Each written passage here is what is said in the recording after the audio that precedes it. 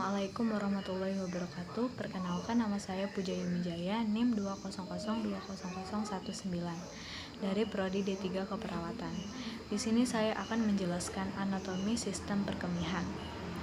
Sistem perkemihan merupakan suatu sistem di mana terjadinya proses penyaringan darah, sehingga darah terbebas dari zat-zat yang tidak dibutuhkan oleh tubuh. Dan zat-zat yang masih dibutuhkan oleh tubuh akan diserap kembali oleh ginjal.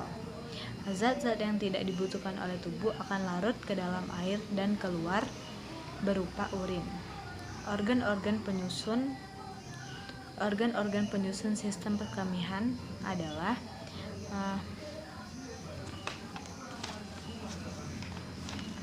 yang pertama yaitu 2 buah ginjal, yang kedua yaitu ureter, yang ketiga vesikel urinaria, dan yang terakhir adalah uretra. Yang pertama, ginjal. Ginjal merupakan organ terpenting dalam mempertahankan homeostatis cairan tubuh secara baik.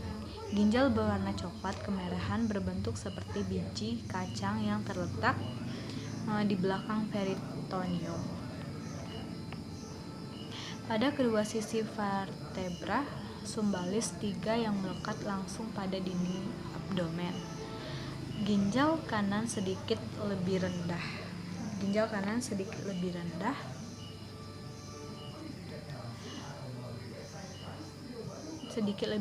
dari ginjal kiri karena adanya lobus hepatitis. Yang besar fungsi ginjal yaitu mengatur volume cairan dalam tubuh, mengatur keseimbangan osmotik, dan mempertahankan keseimbangan ion yang optimal dalam plasma. Mengatur keseimbangan asam basa cairan tubuh, ekreksi sisa-sisa hasil metabolisme, fungsi hormonal dan metabolisme ginjal mempunyai selubung yaitu kapsula fibrosa, kapsula adiposa, fascia renalis, dan corpus adiposa paranal. Terdapat neutron dalam ginjal.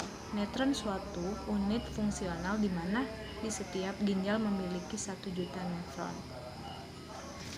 Yaitu ureter. Ureter terdiri dari 2 buah saluran masing-masing bersambung dari ginjal ke vesikel urinaria. Panjangnya 25-30 cm dan panjang penampang 0,5 cm. Mempunyai 3 jepitan di sepanjang jalan. Di sepanjang jalan ialah ginjal. Berhubungan dengan ureter menjadi kaku ketika melewati tepi pelvis, dan ureter menembus kandung kemih. Lapisan ureter terdiri dari jaringan fibrosa, otot polos, dan mukosa. Fungsinya menyalurkan hasil ekresi ginjal menuju kandung kemih. Yang ketiga yaitu vesikel urinaria. Terletak tepat di belakang ostophebis. Bagian ini tempat menyimpan urin. Berdinding otot kuat, bentuknya bervariasi sesuai dengan jumlah urin yang dikandung. Vesikel urinaria pada waktu kosong terletak di apex sisica urinaria, di belakang tepi atas synthesis pubis permukaan posterior. Vesikel urinaria berbentuk segitiga, merupakan muara ureter, dan sudut interior membentuk uretra. Yang selanjutnya yaitu uretra. Uretra merupakan alur sempit yang berpangkal pada kantong kemih dan fungsinya untuk menyalurkan urin keluar. Panjang uretra pada laki-laki sekitar 17,5 sampai 20 cm dan mulai dari orifisium uretra internal dalam vesikel urinaria sampai orifisium uretra eksternal pada penis. Panjang uretra wanita 4 cm. Mulai dari orifisium uretra internal sampai ke orifisium uretra eksternal. Uretra ini terdapat di belakang synthesis pada dinding antrium. Ovinal menjulur ke bawah dan menghadap ke depan.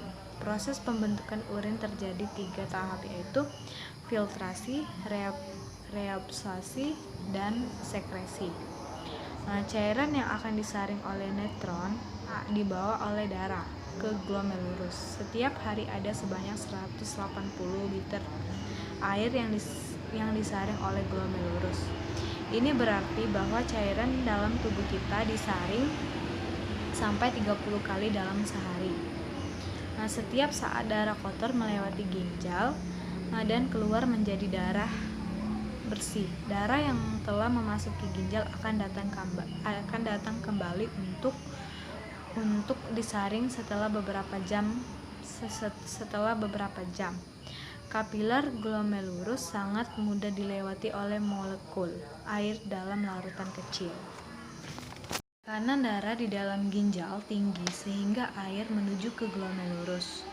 Komposisi hasil filtrasi yang masuk ke glomerulus adalah air NaCl, ion bikarbonat, ion hidrogen, urea, glukosa, asam amino, dan sisa obat-obatan.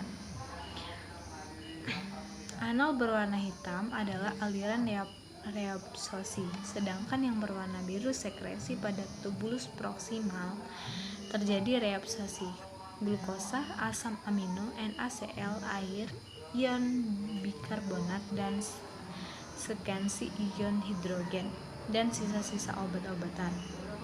Kemudian aliran urin mengikuti pembuluh dan sampai lengkung Henle, di mana terjadi reabsorpsi air dan NaCl, reabsorpsi NaCl, air, ion bikarbonat, dan sekresi ion kalium dan ion hidrogen terjadi di tubulus convolutus kristal. Tubulus kristal berakhir di saluran pengumpul. Saluran pengumpul melakukan reabsorpsi. Jika tubuh kekurangan cairan dan mineral, hasil reabsorpsi dari filtrasi inilah yang akan dikumpulkan menjadi urin. Demikianlah penjelasan dari saya. Apabila ada kekurangan, saya mohon maaf. Saya akhiri, wabillahi taufiq wal hidayah. Wassalamualaikum warahmatullahi wabarakatuh.